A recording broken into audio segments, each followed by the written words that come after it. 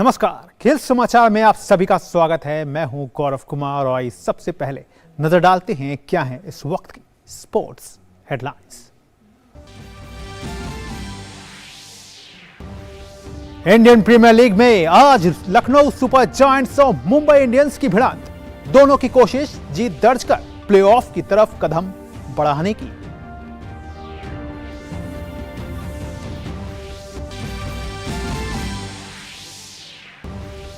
Playoff में पहुंचने वाली पहली टीम बनी गुजरात टाइटंस। सनराइजर्स हैदराबाद को 34 रन से हराया। शुभमन गिल ने लगाया आईपीएल का अपना पहला शतक।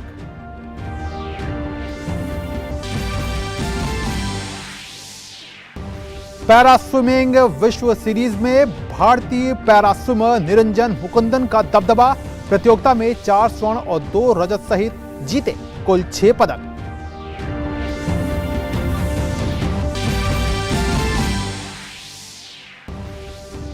इटालियन ओपन में हुआ बड़ा उलटफेर। विश्व के नंबर 1 टेनिस खिलाड़ी कार्लोस अल्कराज हारकर प्रतियोगिता से हुए बाहर।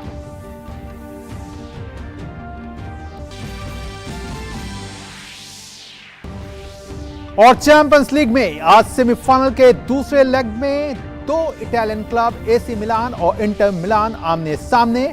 इंटर की कोशिश 2010 के बाद फाइनल में पहुंचने की, वहीं एसी मिलान का प्रयास वापसी का दम दिखाने का। और आइए खबरों को विस्तार से देख लेते हैं और शुरुआत करते हैं आईपीएल में आज होने वाले मुकाबले के साथ। आईपीएल में आज मुंबई इंडियंस का सामना लखनऊ सुपर जायंट्स से होगा।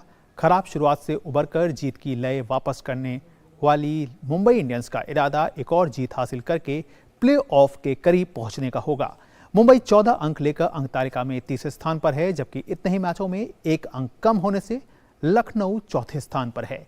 मुंबई के लिए सूर्य कुमार यादव जबरदस्त फॉर्म में लौट आए हैं। तिलक वर्मा की गैर मौजूदगी में मुंबई को निहाल वढेरा ने अच्छी शुरुआत की है और कहना चाहिए कि उनका प्रदर्शन बहुत अच्छा रहा है। गेंदबाजी में अनुभवी स्पिनर पीयूष चावला जबरदस्त फॉर्म में है। केएल राहुल की गैर मौजूदगी में भी बल्लेबाजी लखनऊ की काफी मजबूत लग रही है। काइल मार्श ने इस सीजन में लखनऊ के लिए सबसे ज्यादा रन बनाए हैं।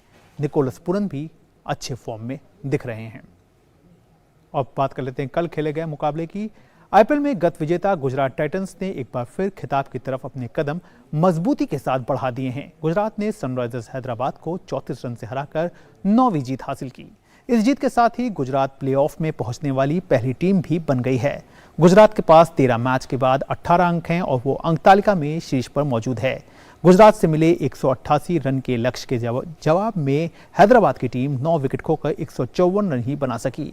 हैदराबाद के लिए क्लासेन ने सबसे ज्यादा 64 रन बनाए, वहीं भुवनेश्वर कुमार ने 27 रन का योगदान दिया। गुजरात के लिए शमी और मोहित शर्मा ने 4-4 विकेट लिए। इससे पहले गुजरात की तरफ से शुभमन गिल ने आईपीएल का अपना पहला शतक लगाया। शुभमन गिल ने 101 रन बनाए, वहीं साई सुदर्शन ने 47 रन की पारी खेली। हैदराबाद के लिए भुवनेश्वर कुमार ने 5 विकेट लिए। अभी ही आईपीएल में भारतीय युवा बल्लेबाज शुभमन गिल का बल्ला जमकर चल रहा है। उन्होंने सनराइजर्स हैदराबाद के खिलाफ शतकीय पारी खेलने में सफलता पाई। ये उनके आईपीएल करियर का पहला शतक रहा। यही नहीं, इस साल ये गिल का सभी फॉर्मेट में छठा शतक है। उन्होंने आईपीएल के अलावा 2023 में वनडे में 3, टेस्ट और अंतर्राष्ट्रीय T20 में एक शतक लगाया है। आईपीएल के 16वें संस्करण में अब तक भारतीय खिलाड़ियों का शानदार प्रदर्शन देखने को मिला है। गेंदबाजी हो या फिर बल्लेबाजी, भारतीय युवा क्रिकेटर अपनी छाप छोड़ते दिखाई देते हैं। गत विजेता गुजरात टाइटंस की टीम एक बार फिर फाइनल की तरफ बढ़ती दिख रही है। गुजरात के शानदार प्रदर्शन में भी भारतीय खिलाड़ियों का बड़ा हाथ है। गुजरात के सलामी बल्लेबाज शुभमन गिल लगातार बल्ले से बड़ी पारियां खेल रहे हैं। सनराइजर हैदराबाद के खिलाफ शुभमन ने अपने कैरियर का पहला आईपीएल शतक लगाने में सफलता हासिल की। उनकी इस पारी की बदौलत गुजरात ने जीत हासिल करके प्रतियोगिता के प्लेऑफ में जगह बना ली।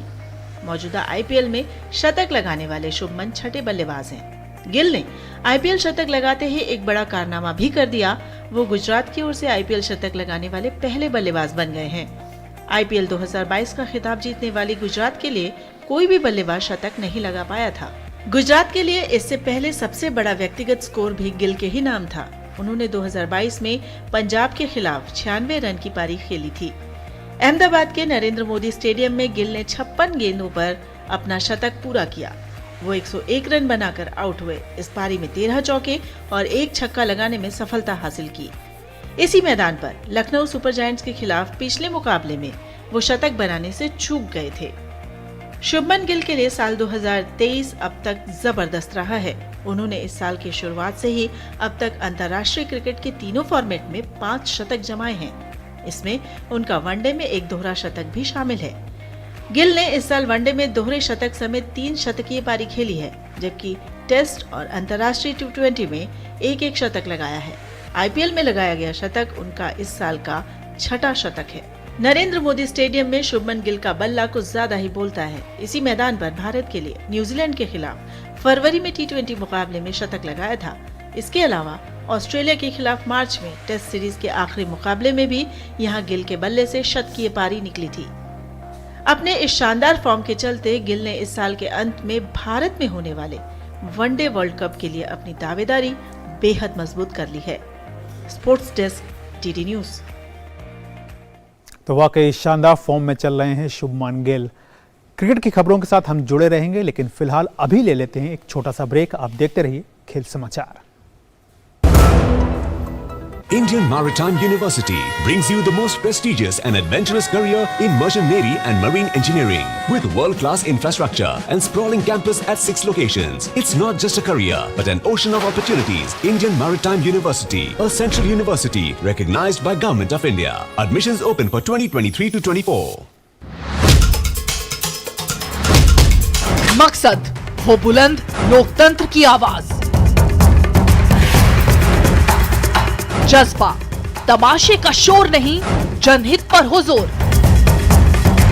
मुद्दा जो तय करता हो देश की दिशा, सवाल वही जिनसे जुड़ा हो जन सरोकार। देखिए 5 की पंचायत मेरे साथ सोमवार शाम 5 बजे सिर्फ DD न्यूज पर।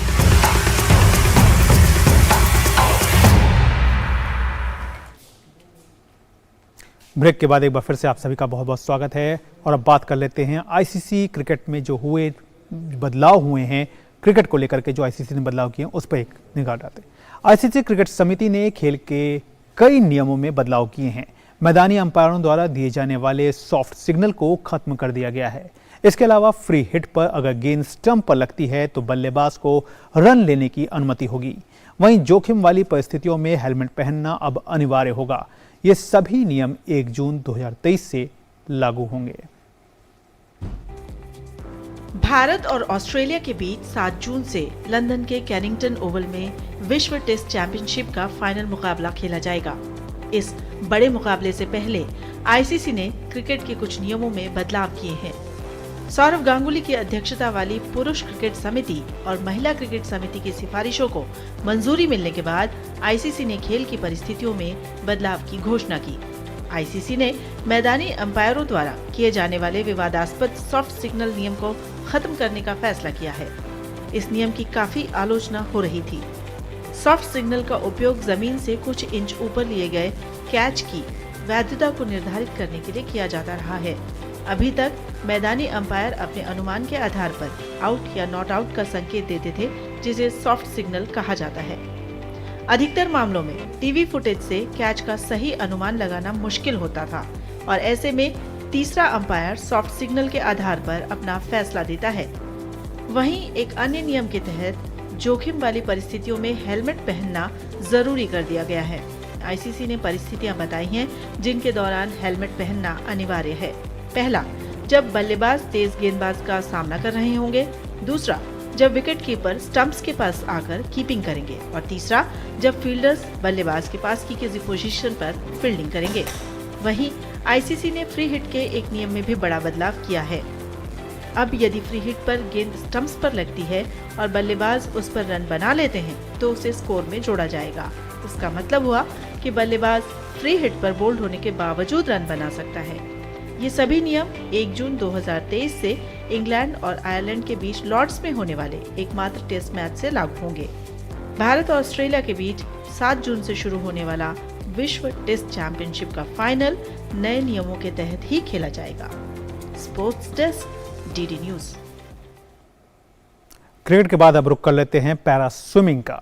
पैरा स्विमिंग वर्ल्ड सीरीज में भारतीय पैरा तैराक निरंजन मुकुंदन का शानदार प्रदर्शन देखने को मिला है।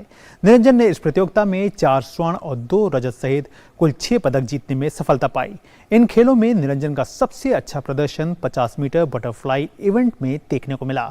इस स्पर्धा में उन्होंने 33.94 सेकंड का समय निकाल पेरिस ओलंपिक के बी क्वालिफाइंग टाइम को हासिल किया।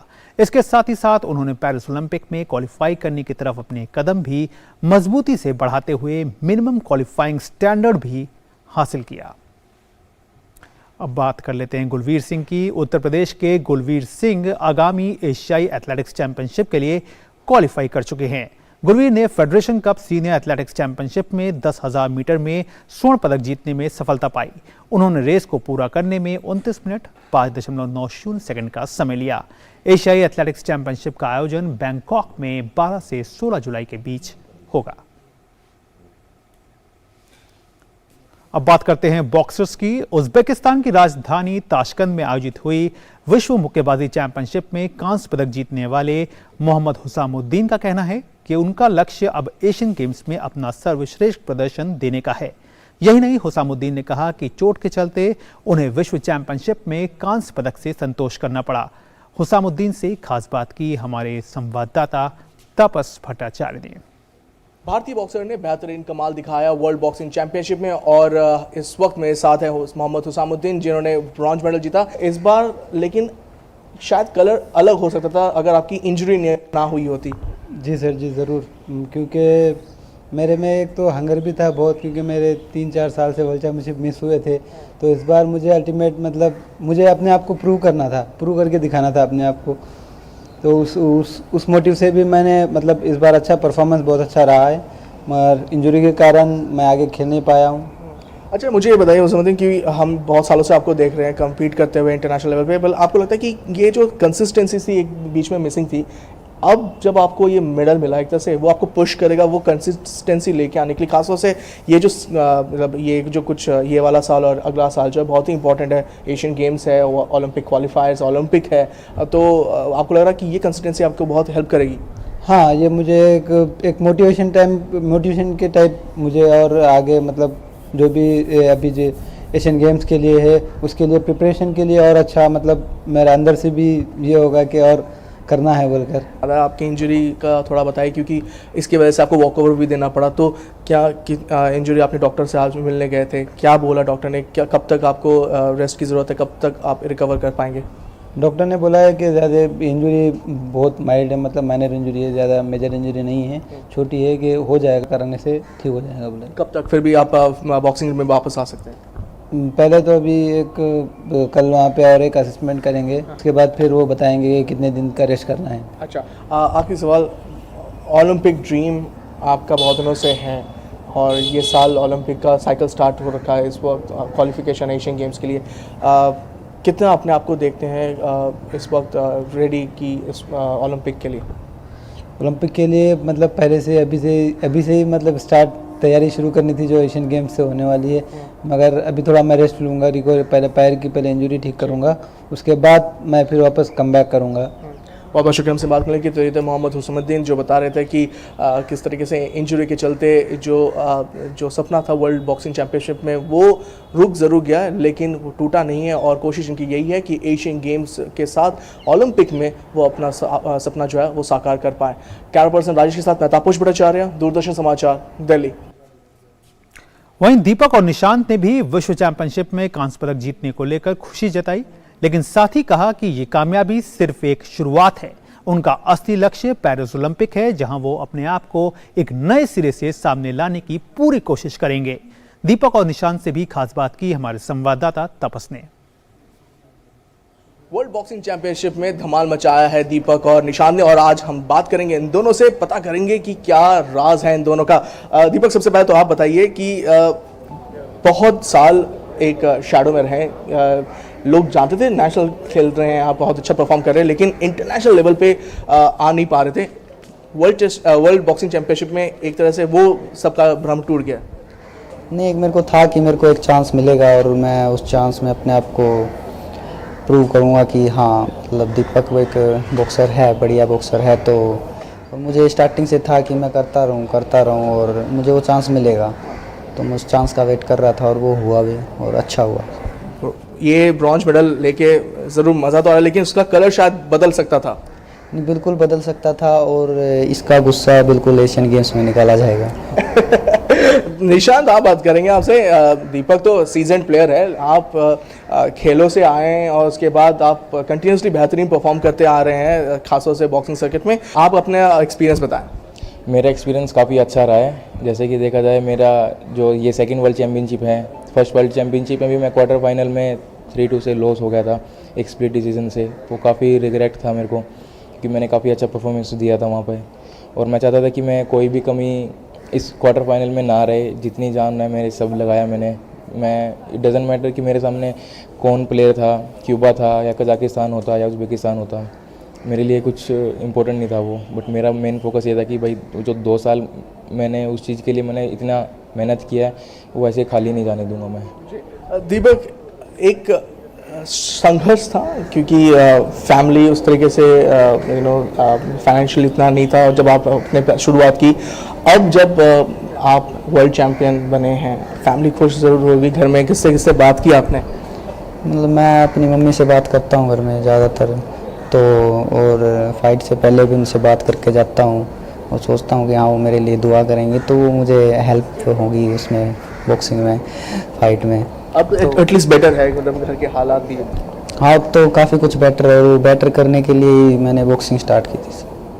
अच्छा, आप दोनों ही निशांत टॉप स्कीम में हैं। थोड़ा सा बताएं कि कितना इम्पोर्टेंट रहा है सरकार की तरफ से टॉप स्कीम और इस तरीके की जो स्कीम्स है जो बॉक्सर्स को और बाकी खिलाड़ियों को भी एक अपने आप में ट्रेनिंग करने में और फाइनेंशियल स्टेबिलिटी देने में बहुत इंपॉर्टेंस है।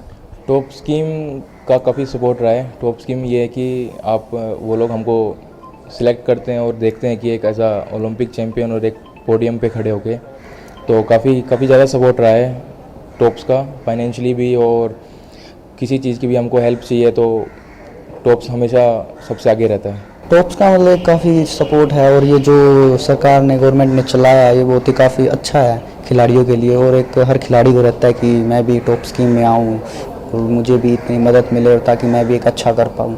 तो एक बहुत ही अच्छी वो है कि टॉप्स में बच्चों को काफ़ी मदद होती है। अच्छा, ब्रॉन्ज मेडल दोनों को मिला, लेकिन एक बात ज़रूर जानना है क्योंकि अगले कुछ महीने जो है बहुत ही इम्पॉर्टेंट है। एशियन गेम्स है, फिर ओलंपिक क्वालिफायर्स है, तो अब आप लोगों का नेक्स्ट प्रायोरिटी क्या है कि नेक्स्ट टारगेट क्या है? सबसे पहले निशांत आपसे। देखा जाए तो हमारे पास सिर्फ 90 डेज़ ही है, हम 3 महीने नहीं बोलेंगे, सिर्फ 90 दिन ही हमारे पास एशियन गेम्स के तैयारी के लिए, और ये 90 दिन ऐसे चले जाएंगे ट्रेनिंग में, पता भी नहीं चलेगा। तो और एक एशियन गेम्स एक इतना बड़ा गेम्स है एशियन गेम्स, और हम वो ओलंपिक का टिकट लेकर ओलंपिक में जगह बनाए। ओलंपिक में जगह बनाए दीपक, आपके लिए मतलब एक तरह से बहुत बड़ा एक मौका है अपने आप को एस्टैब्लिश करने का, ओलंपिक में खेलने का, ये एक ड्रीम है आपका। नहीं, बिल्कुल, और हर खिलाड़ी का होता है, तो और उसी के लिए एक माइंड सेट किया है कि भाई ओलंपिक में गोल्ड है तो गोल्ड लेके आना है, और हर टूर्नामेंट को फिर उसी नज़र से देखना है कि ये ओलंपिक के लिए ही है। तो यही रहता है कि अगर हम हर टूर्नामेंट में अच्छा कर रहे हैं तो वो हमारा कॉन्फिडेंस लेवल बिल्कुल अप करता है और अब नेक्स्ट टूर्नामेंट में काफ़ी मदद मिलती है। ये थे भारत के 2 दिग्गज बॉक्सर जिन्होंने वर्ल्ड बॉक्सिंग चैंपियनशिप में ब्रॉन्ज जीता, और उनका अब अगला टारगेट है एशियन गेम्स और ओलंपिक में भारत के लिए पदक जीतना। कैमरा पर्सन राज के साथ मैं तापस भट्टाचार्य, दूरदर्शन समाचार, दिल्ली।